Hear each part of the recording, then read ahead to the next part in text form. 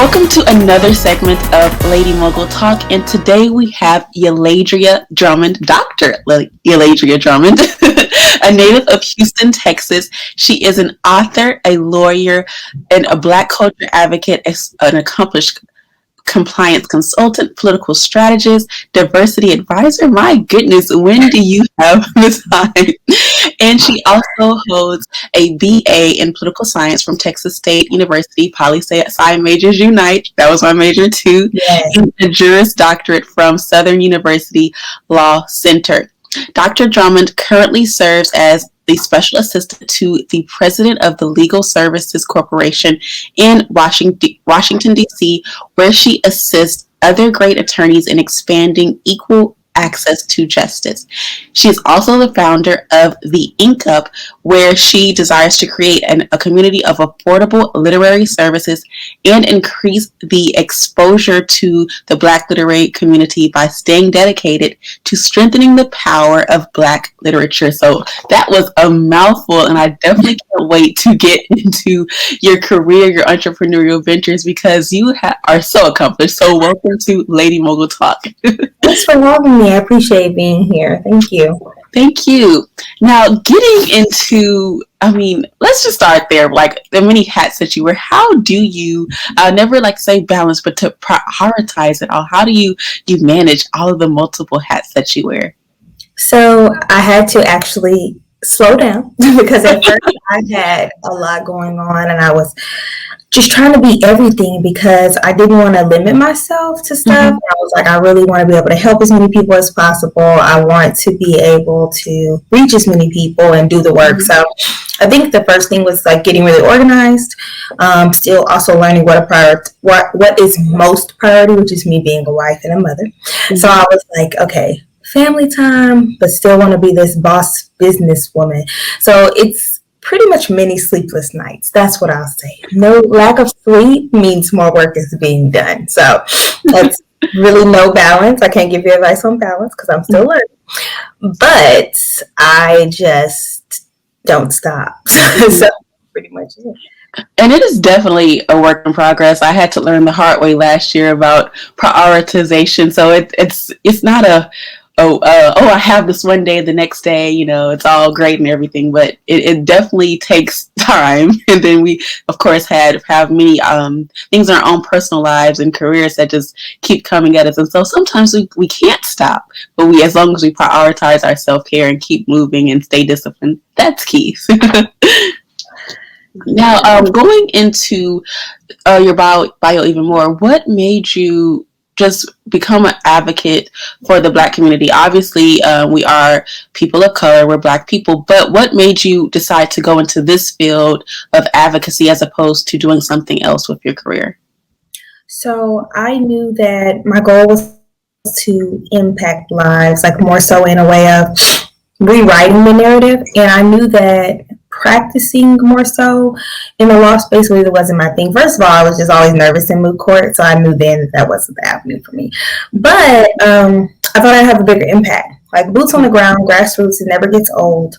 Putting a plan into action, strategizing around it, and being able to, it's powerful to be able to be behind the scenes and rally the people to get to the moment who make the laws, who are influencing the laws. So I think there's a lot of work behind the scenes that happens. You have those who are like boots on the ground on the fight, and there's those who are trying to create more access. I always say, like, out of all things, I want to be an access cultivator because I really believe that the more access, the more revenue, and the more revenue, the better opportunities for us. So I just essentially figured being in a space to advocate on behalf of multiple issues, push issues that move the needle, be a change maker was a big deal for me. And being in a way that was, I guess, that I was more passionate about. In poli-sci, we kind of don't really know exactly where we're going with this thing. But when I got to law school, I knew that it wasn't that I necessarily wanted to practice. It wasn't that I wanted to, because you'll be an advocate that way as well. You're going to be the legal justice advocate. You're going to go into the courtroom. Nothing is wrong with that. And I applaud all of my colleagues who do so. I just think that there's bigger fights elsewhere sometimes. And like, as we see, we can get in the court and we can fight all we want. But if the laws are a mess, then we really don't stand a chance. So I just figured I needed to be really fighting the good fight on that end. And targeting it at the root of the issue instead of the preventative measure rather than reactive and different things such as that. So that is a great way to have perspective. And I'm sure your law background still helps you to be able to understand more so than maybe, well, I guess I would understand because I'm in political science, but more so than people who are not, who don't have a background like ours. Now, for those who want to make a difference, but they might just be so overwhelmed with the magnitude of everything that we experience as a culture, and they just don't know where to start. What advice do you have for them? So I would say try and get invested in local politics, because people don't know, like, when you go to your city council meetings, when you go to stuff that like the mayor's doing, because you're getting to see what is hands-on in your community, because it starts at that level, and you see how they trickle up. So a lot of times you think it's like a smaller picture. No, the smaller deals matter, because like if we look at things that are affecting us today, the attorney general that we vote in, the people that we vote in, the chiefs of this police station, like all of that is really for our community. It definitely starts at the lower level. So if you want to get involved, you want to start doing your community work, grassroots work. You could do community service. You can get in the local, joining local political party. They have like organizations at the lower level just trying to say like, oh, we're in a part of this community organization. We're going to teach you advocacy on this level. So just learning it, and then accepting that it's not a lot of money in organizing in the beginning. Like when you're first starting out, if you want to take on an organizer position, you don't have to be a poli-sci major. You don't have to be a part of anything. Regular constituents can be a part of it, even if you're just volunteering, learning the voting process, learning all of that, because advocacy is not just about like big laws. It could just even be if you're like big on like climate. Like you can advocate on any issue, because right now the narrative is controlled by people with money. So when you look at it, like corporations, they pitch laws, they lobby laws, and those laws become things. I don't know if people have seen the 13th, but it really, really breaks it down. Like corporations play a huge role in like the prison system. And so stuff like that, just knowing like where your voice can be heard, getting involved on local level, volunteering is always going to be your best bet. I started off volunteering, started off in like organizing positions, and then I just kind of worked my way up. But also knowing how to network in this space is huge, because you meet people and you don't have to stay in one spot. You can always grow, and other people will teach you new things. So people who want to enter, attach yourself to people who you see are growing in the space and grow alongside them. Mm-hmm. So I think like I attached myself to the people who were growing in the space and that were able to teach me more, because just because I went to law school didn't mean, yes, I knew the laws, but I didn't know a lot about actual advocacy, because you're not always taught that. Everybody's not learning that. That's not a skill that you have to learn in school. It, to me, is something that you just have to want to do. Like if you're a natural born like person who resists on different things that are not, you don't like, you're already an advocate, honestly. But if you really want to be full-fledged into it, you just have to throw yourself into it. It's an arena that you either throw yourself in or you don't. People aren't going to go searching for you. You just come and just join. And they will take, there's so many opportunities. They need so many organizers in so many places. Everybody can't come to Capitol Hill. Everybody's not going to make that opportunity. So start local. Do it in your community, and it'll grow from there. You'll see so many people have flourished and grown in this space because they just started in the community. So that was long-winded to say. If you want to be in advocacy, you just have to start doing the work at the local level. And I love that. You said, go ahead. No, I was saying it doesn't have to be a long process. Like you can go from doing it on a lower level one year and the next year be doing something major scale. It's just about you, really. Like how much do you want to be in the fight? Mm-hmm. So. And the point that you made, the big point that you made was putting yourself out there. No matter how small, you never know where that will lead to. And even just the power of one voice, and if we just come together collectively, that can really impact so many lives. You never know who you just might inspire. So thank you for sharing that. And it was not long-winded at all. It needed to be said. And that's what I love about Lady Mogul Talk, because we highlight so many different issues, not just about business. Yes, it is a business platform, but we talk about things that impact our community, things that might go unsaid. So thank you for sharing that perspective with us. And speaking of sharing our voices, a little birdie told me that you are an author. You actually have two books, I believe, coming out. One with, thank you for Dr. Ashley Little for bringing us together through the HBCU Experience Movement. You have the book coming out, HBCU Experience, Southern University System Edition. And I believe you also have a fiction book coming out, if I'm not mistaken. So tell us about those two. Yeah, so I actually self-published a nonfiction book last year, September 2020. And then this book, of course, with HBCU Experience. I'm so excited about that, to be a part of that, which we made the bestsellers list as of yesterday. So,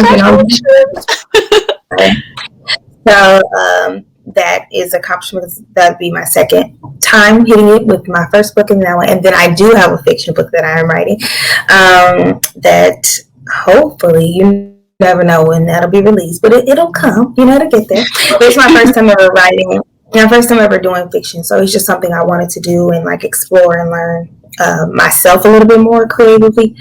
But yeah, these projects have been different. This was probably one that I was extremely honored to be on with Dr. Little and Janae and everybody else, all the other authors, because it's my HBCU, so who doesn't want to be a part of that? But also, it was just a bigger platform. We have so many great minds on here to see everybody else's story, and most people don't know is that we wrote these kind of like blind, not knowing who were the other authors, because none of us could talk about it the entire time. So we just were writing our own stories, and now it's a whole collection. And so it's pretty cool to do something like that and be a part of something bigger than yourself.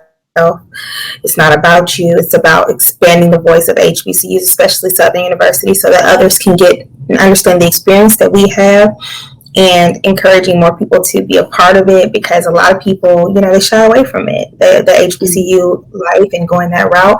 It wasn't my first choice, and I'm glad I did, get my mind together, because I really encourage it for people. It's an experience like no other. So this project, my last book was a big deal. It was huge. This upcoming book is a big deal, but just really learning that anybody can be an author who has a story. I think that's what's intrigued me about the writing space. So I've been enjoying it. So. Now, walk us through the process of what it was like working with, even though you didn't know it was blind at the time, but walk us through the process of what it was like to write your particular section. And I'm sure it brought on so many memories of your time at Southern University. Yeah, because it was like, what do I write about? Like, it's like you want to know, like, what is, you want to talk about, how it's reshaped your life, but also your experience, and but you also are narrowing it down to a certain amount of words, and it's like that's a lot of years to narrow that down. There's so many experiences, but also I think what it made me realize and look at was a lot of ups and downs, like that I experienced as myself, like within myself throughout the time. So my chapter is called Excellence Over Excuses, and it was because I used to be a lot of the excuse person, say, oh no, it was the school. I blamed everybody. Oh no, it was this, it was that. But it was more so like me just not really knowing my purpose. And so writing this made me have to like really dig a little bit deeper into like my experience there, and really owning like what was my issues and what did I love so much about it, because in reality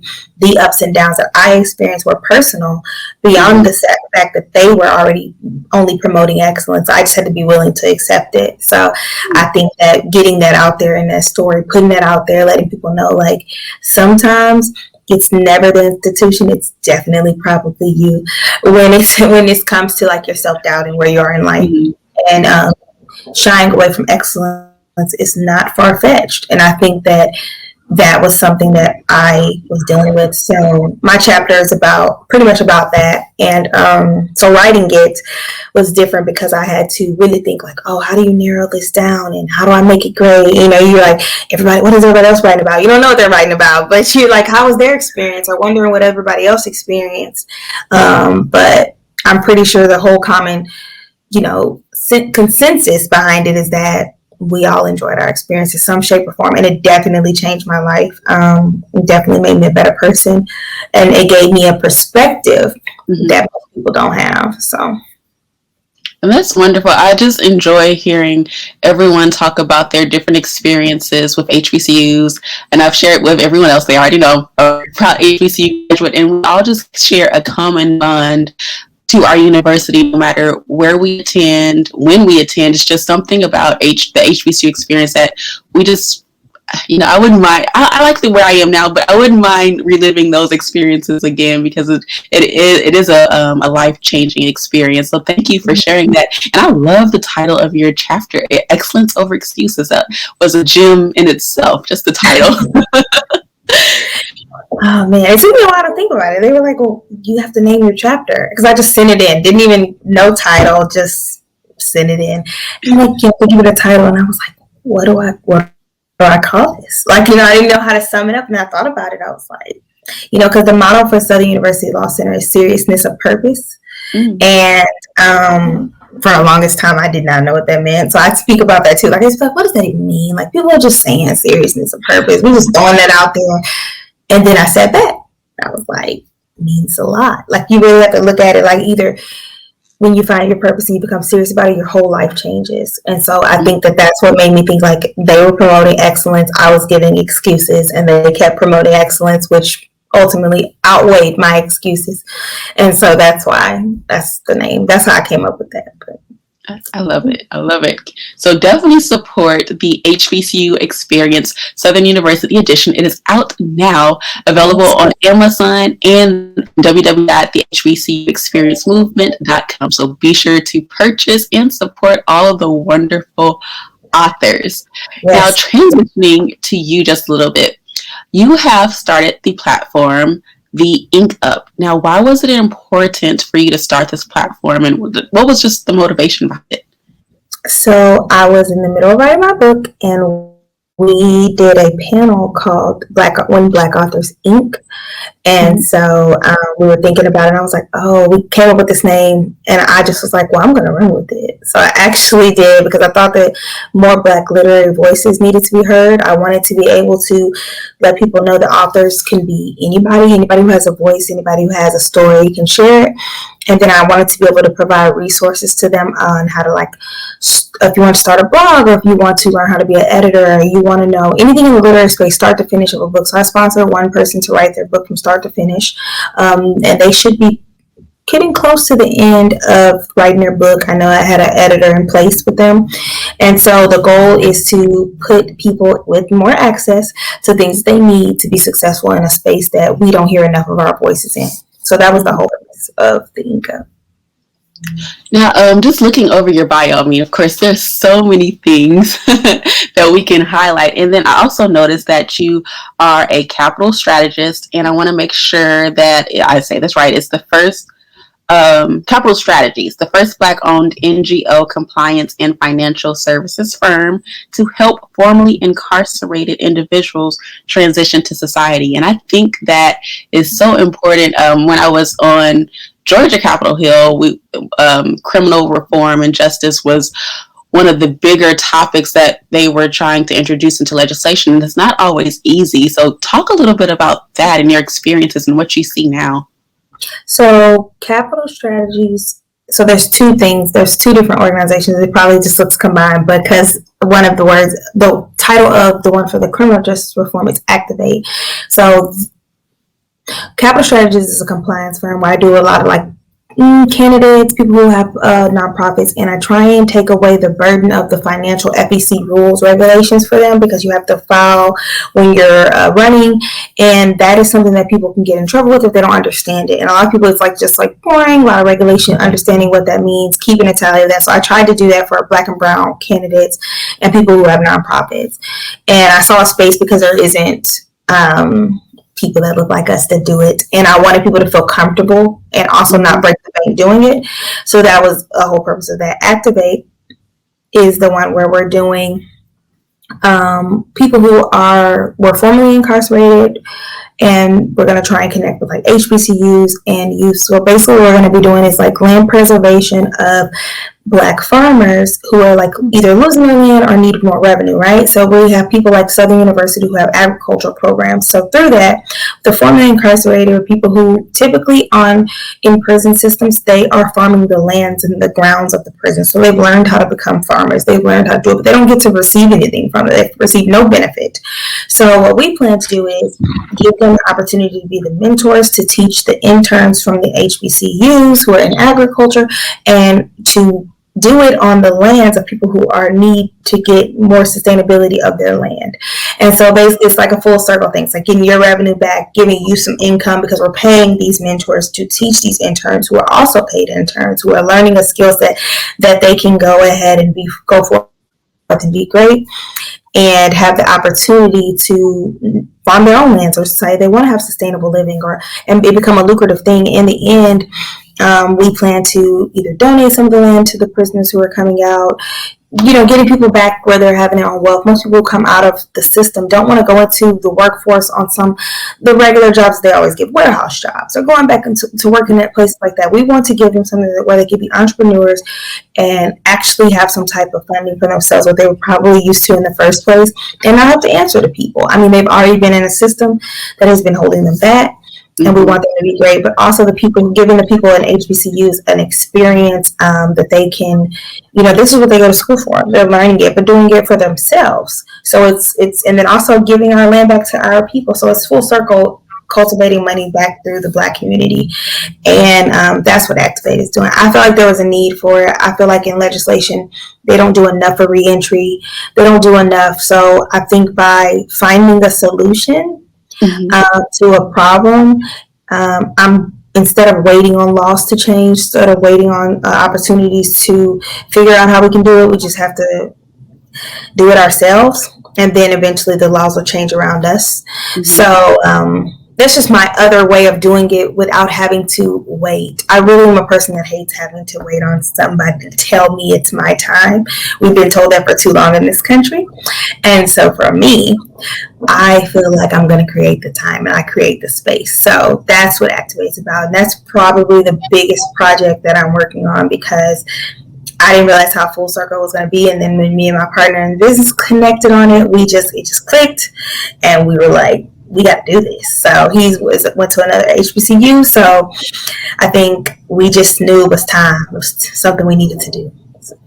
And you mentioned something that I was definitely going to mention myself. You said creating the space. And that's what the theme that I'm noticing just throughout this interview. Like you said, you don't wait for things to happen, as we often just sometimes just wait and say, oh, I'll wait for someone else to take the lead and I'll follow or whatever. You took the initiative and you created the space. And I know that you're impacting so many lives just because of your leap of faith to just put yourself out there. So we can't wait on opportunities. Sometimes we are the answer for that opportunity. Yeah, I mean, I always say, if you can't find a seat, then become the table. And so, I told them to pull up, because I'm there, I am, this is where you need to be coming to me. So that's how I feel about it. I'm huge on that. And I agree. I've always said that I had to turn that switch on last year. I was like, why I keep asking for a seat at the table, and I could just be the table. And if you want to deal with me, then you pull up to this table. You pull up a chair. You can learn something, because we all have value, and we have to tap into that value. And our perspectives are like no other. We are unmatched in perspective, and we just have to start asserting it. A lot of times in my job, it's always been like, oh, wait, this and that. And I'm like, not really waiting. And I also I'm not going to wait. And I go and take what's mine. I'm not out to get you. We can always eat off of the plate together. And when sometimes you come collectively together, you divide and conquer, you can always see more revenue in the end. They don't see it that way. It's very, very dog eat dog. I don't want a crab in a bucket mentality. I want to create the space, because there's too many seeds, too much area around me.